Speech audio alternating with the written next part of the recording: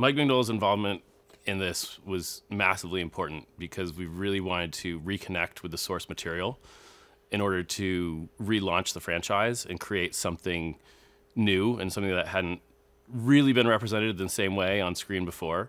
I think the world of Hellboy is really kind of dark and gothic, and we wanted to approach this really leaning on that. And so having Mike involved and sort of commenting on what we're doing and also, kicking around some ideas and really participating as a producer and sort of showing up on set and helping us with like little questions of authenticity and, how are we going to like work the design of the character to make it reflect the graphic novel, but also sort of elevate it into a moving universe.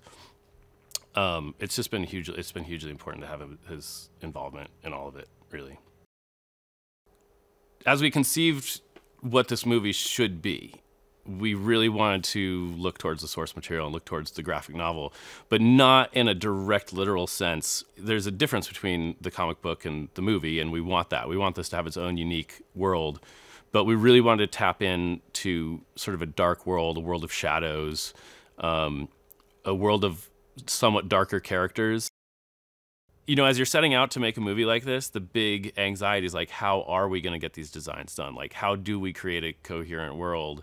And once we had Joel on board, the things just kind of started to come together. So we've given him a lot of range in terms of input. He's not just like the prosthetics makeup guy. He's been involved in all the creative world building. Like between him and Paul Kirby, that's how we're building this world, really. And those guys have brought a huge amount of creativity to the table. Hopefully what makes this film the most epic Hellboy movie yet is emotion. I mean, I think at the end of the day, what we want is to take the audience on a real journey. In the sense, Hellboy's not a superhero per se, but it's got that movie structure of this is a group of sort of, kind of to a degree, misfits out to sort of prevent essentially the apocalypse. But what's interesting about this one is the level about, self-realization of the character, and it's that Hellboy, that journey of Hellboy's character that I think will help pull the audience through. And, there's a lot of people out to get him, and he's fighting a lot of demons, literal and otherwise. By coincidence, I was brought to Bulgaria on a different project I was working on, and the resources here just seemed like they fit the bill on a creative level. There's a London backlot, and the film takes place in London. There's, a bunch of standing sets that, with some augmentation, with some rebuilding and a little bit of imagination, could be really helpful for us getting things done.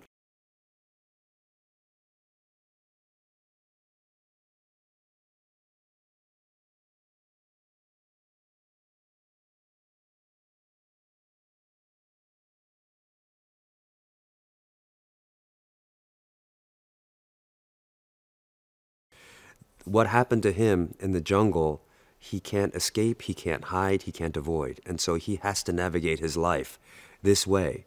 And at the same time, he has to hide something that's very much a part of him. And that's something I think we all do. We all have our own secrets. We all have these things that we don't want other people to know about, and these things that are at the core of who we are and that make up our own personalities. I like that for Daimyo, it was so clear what those issues were. What I like the most about my character is that I can relate to him in many ways. I like the fact that he's very physically capable. I like the fact that he has a lot to offer. At the same time, he's been marked by this incident with a jaguar, and it's changed the trajectory of his life. There's a lot there that I can relate to, and I like that he's a man of action. Joel Harlow's work on this show is remarkable. It's to the degree when I saw David come out in the costume for the first time, I didn't recognize who he was. And it wasn't just the face makeup. A lot of people do great face makeup, but I was so impressed by the complete transformation of that character. The body suit that he wears is so convincing as real musculature that it took me a while to realize that it wasn't David. And lucky for David, he has the benefit of getting a suit with lots of muscles. But it was great to, see all the detail, like the hairs that are on the chest, and like the veins that come through the arms. All of these things are so specific and really beautifully done.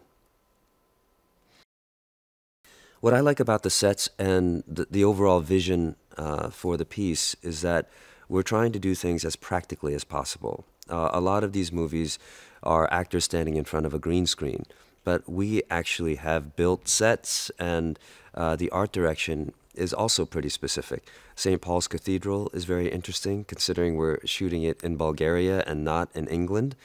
But I'm looking forward to seeing how everything comes to life, when it's on screen. I think what an R rating allows for is a more faithful adaptation of the graphic novels. The graphic novels aren't subject to those kinds of ratings, and so oftentimes when they're translated into film, they have to cut back on what they're able to do. But here, we don't have to do that. There are a lot of grotesque elements to what happens to Nimue and her life and Hellboy's life. So it's nice to be able to go full steam ahead with that, as well as have some risque humor.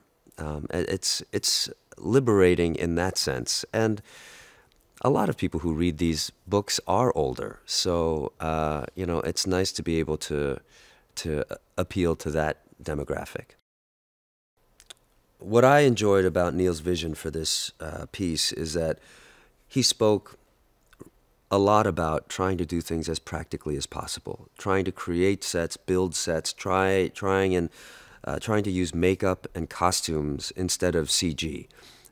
Of course, any movie of this kind is going to have some CG involved, but he wanted to keep it to a minimum, and that impressed me. Because as an actor, it always helps to be able to work with something real, tangible, instead of a head on a stick in front of a green screen. So that appealed to me a great deal. And I also liked that he wanted to take the colors of the original Hellboy and push them to more extreme places. He wanted to make the violence darker. He wanted to make the humor funnier. He wanted to make the characters' journeys a little bit deeper. And so all of those things were appealing to me, and it's why I eventually signed on.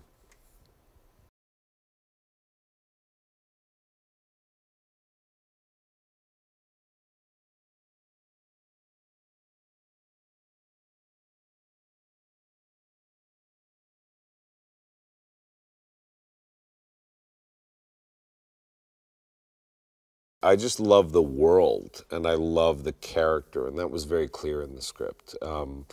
This sort of, kind of anti-hero, somewhat superhero, but also this conflicted sort of beast, this half-human, half-demon guy who's like struggling to do the right thing. And what I wanted to really bring to it was this internal struggle of, a man or a sort of a beast, kind of this monster, because he is half demon, and he's a monster, but he goes about killing other monsters. So I think he's in a weird position, and I think especially at the beginning of the film when he kills Camazotz, Camazotz is a BPRD agent who is also a monster, and he is a BPRD agent who is a monster. So in a sense, he kills himself, and that sets him off on a journey of really kind of questioning what he's doing and who he is and where his allegiances lie, and why they specifically lie with human beings as opposed to other monsters. I've really enjoyed working with Milla. She's such a pro, and especially in terms of these genre movies, she really understands this world, and she understands how to and she really just goes for it. And like, I love that. Like, it's almost like because at the end of the day, it's like dress up. I mean, it's like the greatest game of dress up you could ever play with your friends or something. Like, I'm dressed like a demon, she's like a witch, and we're like casting spells and like chopping each other's heads off and stuff like that. So in that way, she's just real game, and she's not afraid to like really go for it in a way that I feel like other actresses would be a little more sheepish. And so I've really had a good time. And also, like, the other thing about Milla that I love is she just knows how to make a movie. Like, she understands all the elements. And so when we're on set, when we're rehearsing, she understands, like, you know, camera, she understands blocking, she understands lighting, she understands, like, how to get the best movie. First of all, like, on camera, she just is luminous. Like, she just has these big eyes, and she's just very beautiful, and but I don't mean that just physically, like she just has this inner sort of luminous quality to her. I mean, I think it's a very, very different movie. Like, I really love those other movies. I appreciate them, and I think they did Hellboy in a certain way that Guillermo del Toro saw the world, and this Hellboy is very different, and it's Neil Marshall and, you know, my way of seeing this world, and in that way, I do feel like to a certain degree it's closer to the Mignola comic. Hellboy's questioning, like, I don't know. I mean, I sort of feel like I'm not an adopted child, but I sort of feel like it's an interesting adopted child response. Is like, why me? Like, why did you save me? What is it about me that's so special? What is it about me that you love? I think that's a very interesting thing. So and then on top of that, he discovers throughout the movie that Broom was actually sent that night when the Nazis spawned him to kill him. And so Hellboy wants to know why he didn't kill him, why he let him live, and even beyond let him live, took him in.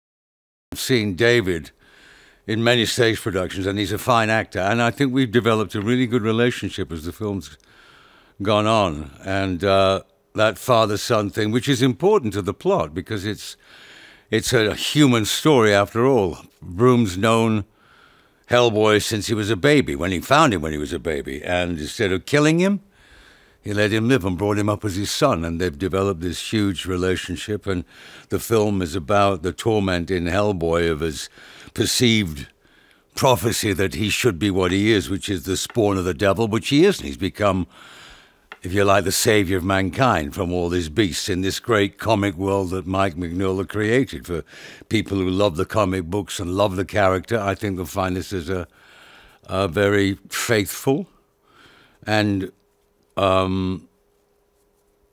visually splendid adaptation of his comic book. Yeah, I like the fact that, you know, Broom and he have this relationship, that the human relation which gives grounds. I mean, I'm there to kind of ground the whole thing together. You know, playing opposite a 6'7" man who's red with horns is actually it's kind of fun, because David's a good actor, so he just happens to be a guy who's 6'7" with red horns. You know, it's perfectly fine or perfectly reasonable. When they approached me about the part, I said, I don't do decrepit. I mean, maybe up there in a few years, but I don't do, if you want that, you're looking at something else. So they've made this character more like the original sort of Indiana Jonesy kind of character that he was when he found Hellboy.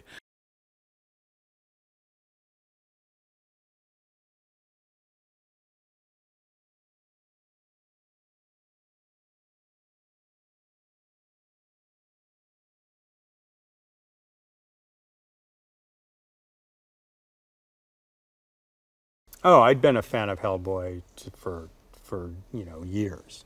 You know, of course, I had seen the other films, which are beautiful. I was very familiar with Mike's work. You know, I loved his style, and that's one of the things, you know, in designing, you know, sort of reimagining, you know, our Hellboy. We wanted to keep true to his design aesthetic.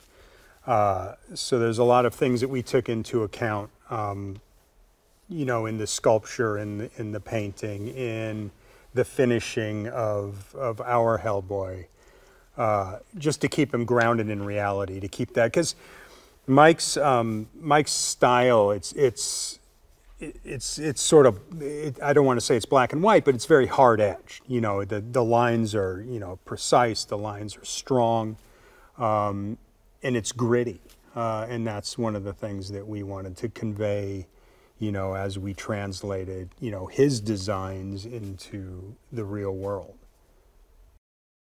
When you're designing something like this, you know, say, let's just say Hellboy or Gru, you know, we're designing this character, but there are so many elements to that character that need to be designed, like, you know, for Hellboy, for instance, his teeth need to be designed, his hand needs to be designed, you know, his tail needs to be designed, and, you know, we didn't use any of the designs, you know, it was a blank slate, you know, we didn't reference anything that had come before, you know, cinematically, other than, you know, the only thing we referenced was Mike's illustrations. You know, so those obviously were our jumping off point, you know, and even with Gru, you know, even with Nimue, you know, all these characters were our jumping off point, but in translating those onto people, you know, into the real world,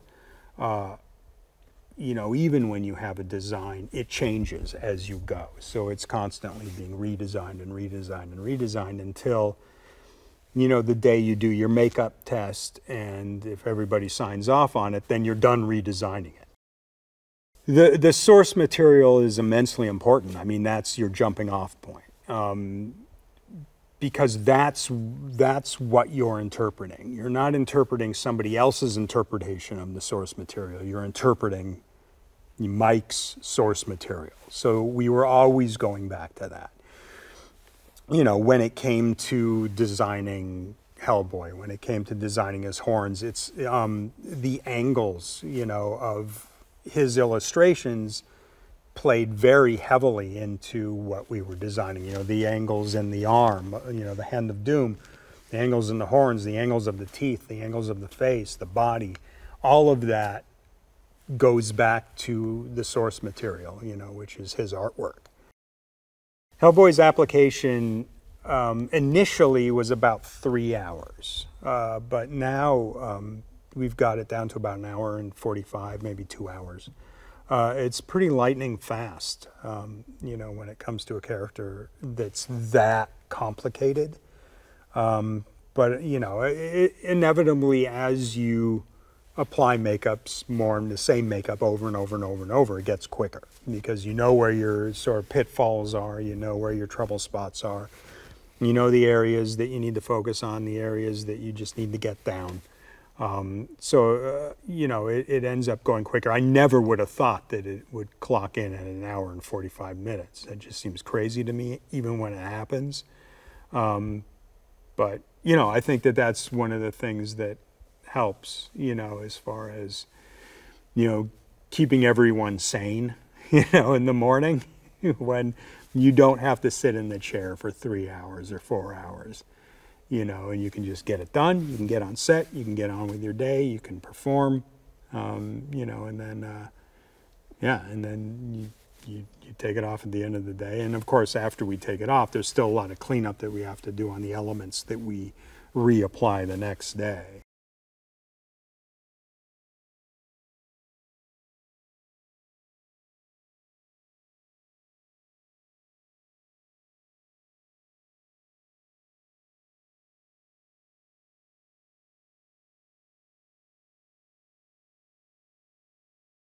This story tells the story of Hellboy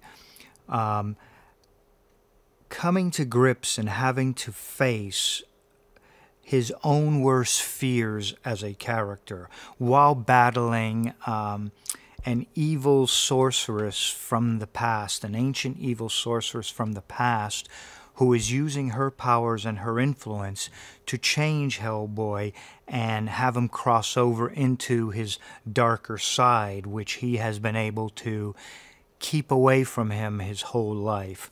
And while that story is going on, we have very cleverly been able to layer in the origin story of Hellboy, where he was found, why he was brought into this world, and tied that in very carefully to what people, or actually what the story envisions that Hellboy will become if he doesn't make the right choices. So it's a story about Hellboy battling his own demons as a demon, but we have enough background in there so people understand where he has come from and how he progresses during the story. What makes Neil right for this kind of a film is he is a director who he's not only very visual, but he has also directed some films that kind of lean on the dark edge, and we really saw that as a plus for this movie. This isn't a happy, shiny Hellboy. This is there is an element of kind of darkness and horror to this, which is what Hellboy is about. We decided this was going to be an R-rated film for a couple of reasons. Number one, the source material lends itself to an R rating. I mean, this isn't something that you want, you know, just thematically, the story of demons and monsters and, you know, a piece of hell opening up, and all that can be done PG, but is it really appropriate material for kids under 13? Is it really appropriate material for younger teenagers? And would we stay true to the source if we sort of sanitized it and made it a PG-13, where you can't embrace and use the elements of Mike Mignola's original comics? I mean, we're talking about, you know, here giants that, you know, kill and eat people, and that's part of the world. The world is an R-rated world, and for us to sort of water it down and make it PG-13 was going to be a very bad decision on our part, which is why we embrace the R rating. And our search for Hellboy, it was funny because it really came down almost to one name from the beginning. Yeah, a lot of names were sort of suggested, but there was one name we were focusing on, and that was David Harbour. David just brings this kind of, you know, truth to the characters he generally plays as an actor. And as a physical specimen, David was like perfect stature, you know, perfect build, perfect face, you know, that you could see as a Hellboy. I mean, he's just got such strong features and such a handsome face that we understood that, you know, even with the prosthetics on, it would give Hellboy this kind of empathy, and the way he uses his body and uses his voice and uses his eyes makes or breaks the character of Hellboy. And from day one, he was just, you know, nailing Hellboy. It was a totally different Hellboy from the previous films, but it was this Hellboy that I was looking at going, wow, this Hellboy feels so true, and so true to the original material that you know, it was almost scary, and he's so imposing as a figure that you know, visitors who came to the set go, wow, I don't know if I can even talk to him, because this is like, he looks so real and so imposing.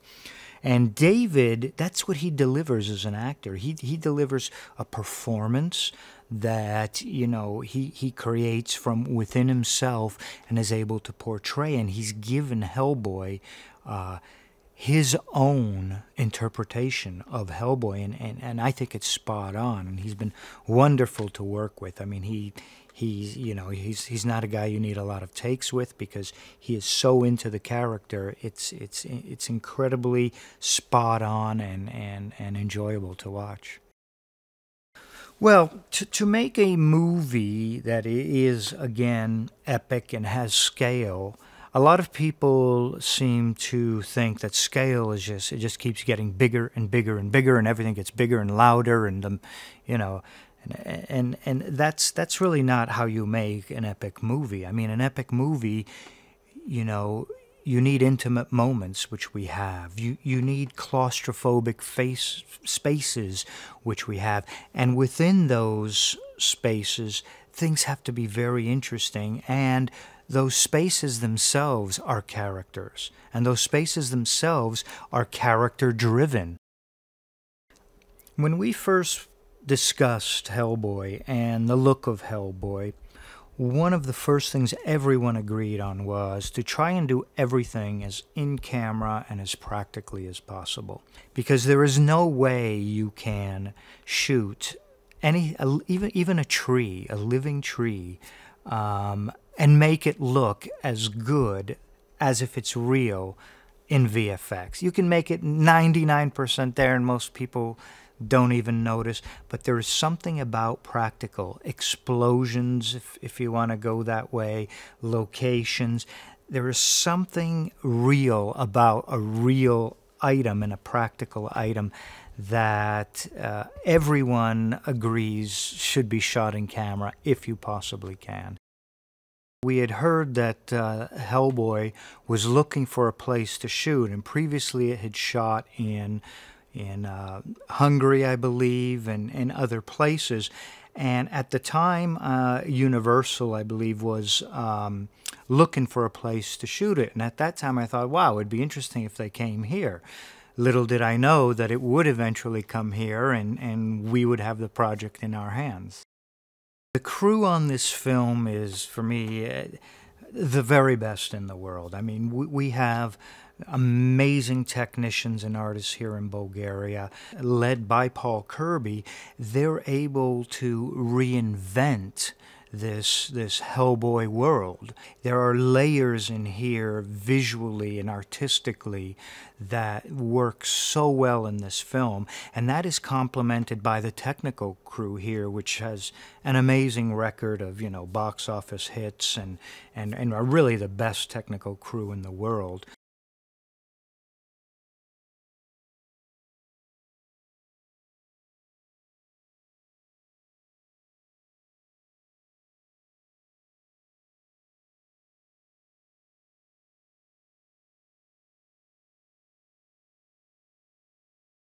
The Wild Hunt presents an opportunity to tell an origin story for Hellboy, but not the typical formulaic origin story where the first act of the movie is the origin and then you continue on with the story. It's kind of like the origin story that it tells for Hellboy is baked into the story of the Wild Hunt, so it becomes a little bit more of a backdoor origin story. The Hellboy comics are interesting, and the movie is interesting because it has a lot of different tones. Sometimes it's straight up horror, sometimes it's action and adventure. It can get pretty dramatic, and there's a fair amount of comedy or humor as well. And we were kind of looking for that in we were looking for that in the director, someone who could kind of shift gears and was strong with horror and strong with action and strong with character, and that's why we gravitated towards Neil. The intention was to do something a little more grounded, a little more of our world than the previous movies, and Neil's work has that too. It's not fantasy with a kind of it's not whimsical fantasy. It's not fantasy with a capital F. Nimue is a very formidable character, and Milla has such an iconic presence about her that her casting immediately allows you to believe how strong the character is. Ian playing Professor Broom allowed us to redefine the character a little bit, redefine Hellboy's origin a little bit. And it is one of those areas where Mike Mignola said, after we sort of reworked it, based around the idea of Ian doing it, he said he wished he had thought of some of those things when he was writing the comic books. It's a little bit different approach to the character than the character was portrayed in the comic books, but it's a lot more dramatic than in the comic books as well. So I think it's one of the things that I think will be really interesting for fans of the comics to see. It'll be a surprise. You know, the discussions began with Joel with the design for Hellboy and how to do something with makeup that hadn't ever been seen before. It's very rare for a lead character to be fully made up, and when we got through that process with Joel, he delivered at such a high level. It set the bar for the rest of the movie, and it was almost like throwing a gauntlet down to every other aspect of the movie. It's like if his work was so excellent that everyone else had to rise the occasion to match the work that he had done. In the movie is that the world is so detailed that is making sure that all those details, whether it's set dressing or the way a character or the dialogue or the way a character behaves or the way a costume looks, there's so much detail in the movie just to make sure that it all works as a whole. And there's so many people working on the film is to get all those people thinking in the same direction. I think that's the biggest challenge. Logistically, it's a very, very complicated movie because it involves, we're doing a tremendous amount practically. There's a lot on set. There's a lot on location. There's a lot of action. There's some very complex visual effects, and it seems that all our scenes have all those things all at the same time. So there's a lot to keep track of that's on camera, and at the same time you're with a lot of different disciplines involved at the same time, and there's a lot to keep track of. That's stuff that is going to be added in post as well. So there's a lot of details. The thing that Nu Boyana has that I don't think any other studio has that I've ever worked at is the sort of the in-house resources that are completely at the disposal of the film, with very, very talented artists and craftsmen who are able to just do wonderful work, and they're all working for the film, which is so to be able to do some very, very high level work and have the ability to just do it all here in house is a fantastic opportunity for a production.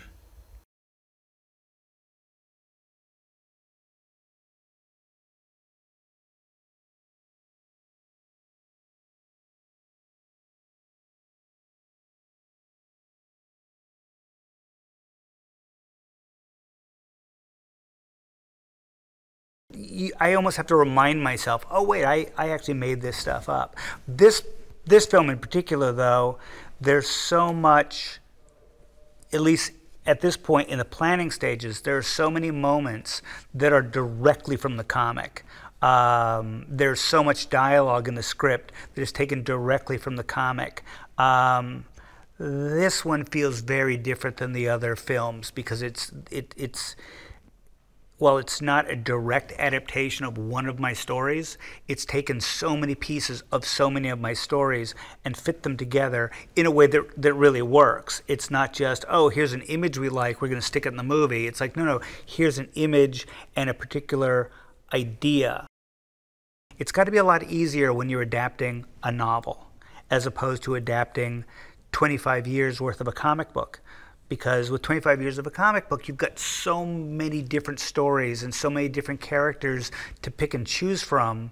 And I think with this one, the focus is one particular story, but bringing in enough elements from the other Hellboy stories and the Hellboy-related characters that you get the story I created, but you also get a look at a bigger, Hellboy world.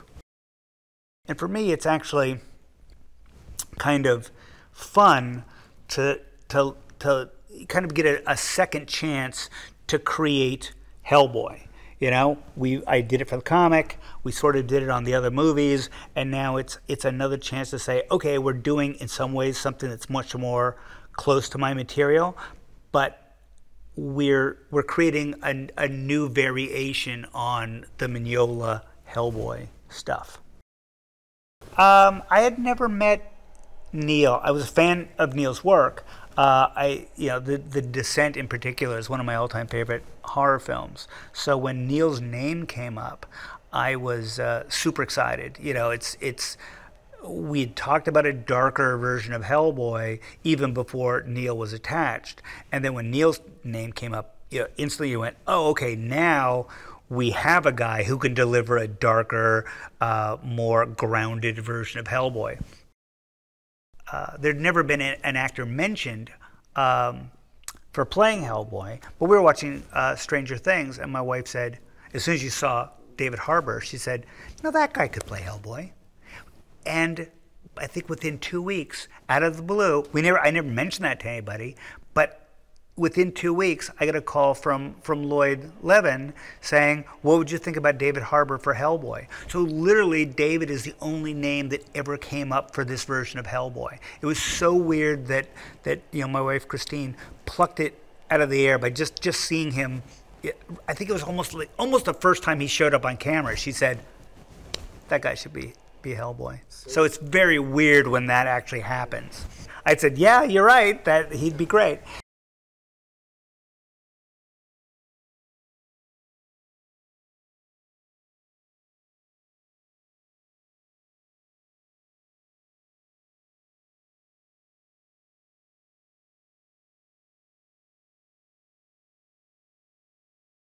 Nimue, the Blood Queen, is a very complicated woman. She's a woman who's trying to bring two worlds together, the creatures of darkness and the world of man, and really feeling like they could live in peace and trying to make that happen. And of course, King Arthur and Merlin the magician, they just don't buy it, they don't believe it, and so they kill her, or they try to kill her, but they can't, of course. She meets Hellboy in a vision, and she sees his potential, that he's this monster, he's one of her creatures, he's she says to him, you're one of us. And, but he keeps trying to deny that part of him. He shaved his horns off. He's trying to live like a human, trying to be accepted. And her whole thing is, why are you keep trying to be accepted by people who hate and fear you? You're reviled among humans. You could be lauded as a hero in my world. And, don't hide from your true nature. And of course, he fights that, and he just wants to be accepted, and he wants to be normal.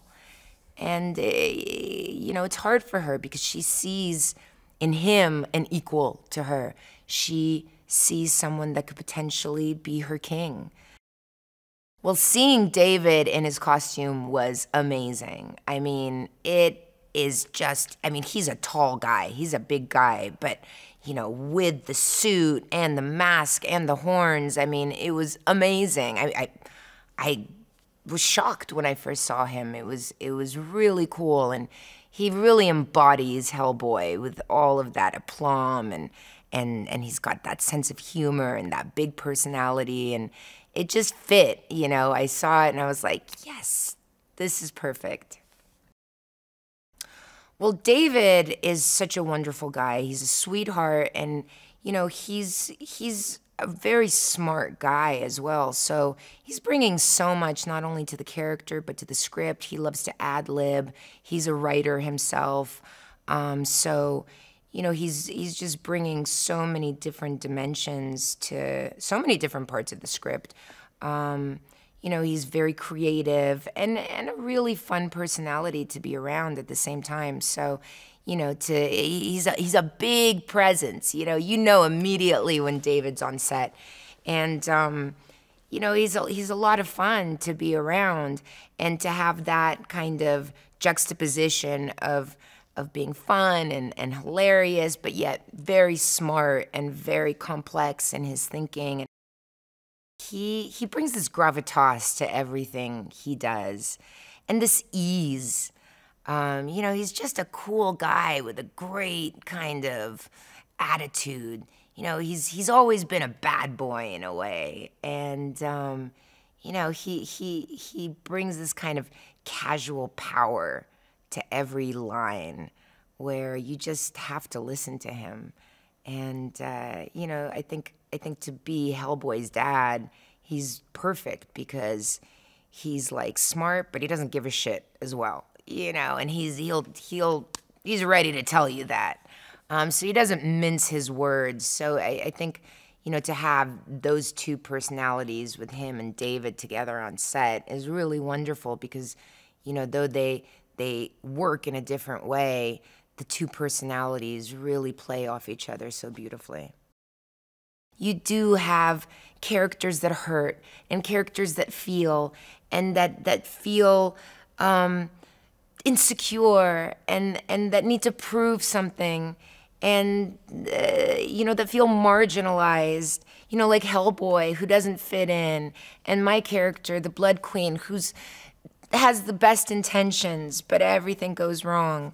You know, I think everyone can relate to these emotions. So, you know, not only is it going to be a kick-ass action movie, but I think it's going to be characters that everyone can relate to.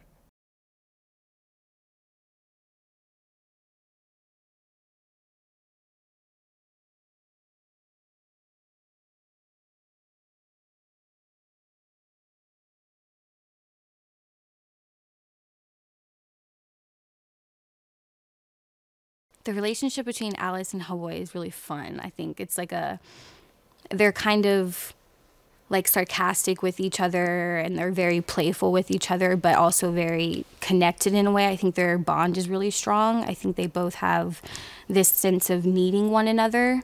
You know, like they kind of lean on one another. Like Hellboy saved her when she was a baby, and she's kind of like, she owes him one for that.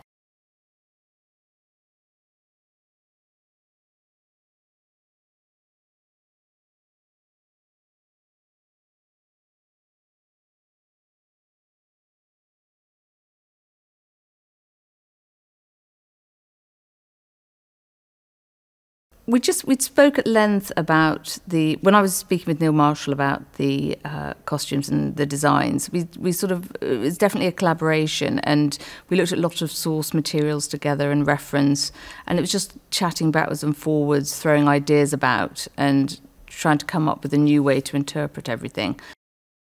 I think he looks super cool myself. I think he's in a great coat. I think it's very iconic, his look, and again, I really wanted to take it back to what I felt was in the comic book. And there it felt to me it was quite soft in a way, whereas previously it might have been a sort of a bit stiffer. But I felt when you look at Hellboy in the books, often it's sort of flowing, and it gets completely tattered and ripped, and I loved that idea, and we've tried to do that as a progression throughout the movie as more and more sort of things happen to him during the scenes. Well, I'm hoping that the real fans of Hellboy will feel that we've done the comics justice. I feel like we've kind of stuck quite closely to what is in the comics, and that to me was the most interesting thing. I mean, it's much easier to go off and do something completely different and new, but I think it's the fact that we stuck to the comic as our sort of our Bible and our inspiration, I think has made this very real, I think, and hopefully the fans will really, really like that and enjoy maybe dressing up in the same costumes themselves.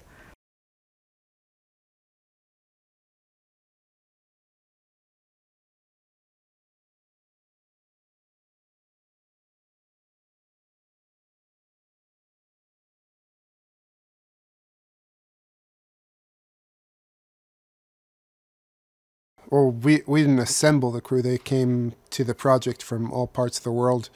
With a project like this, you get people that are just excited about the concept, so that it's a lot easier to crew that than versus having to go and hunt people down. Stephanie, well, we had a choice of many costume designers, and when she presented her first initial lookbook, we fell in love with this sort of her take on the world. She was very true to the source material as well. Well, the production side's fairly easy. These studios offer all you need to do to make a production of this site. But more exciting about what we're doing is the ability to develop the studio alongside the movie and supply the movie with what the movie needs. So we managed to build a motion capture stage, photogrammetry, upgrade our VFX quite a lot. So we offered a lot more back. And Larry Gordon, who's the actual top dog producer here, said it was the first time he felt like a studio was working for him versus him working for a studio. What Paul has done is he's drawn a lot in historical England, and he's managed to recreate it here in Bulgaria. It's interesting because we were able to film ancient England a lot better here in Bulgaria due to the fact that there's not many power lines and buildings.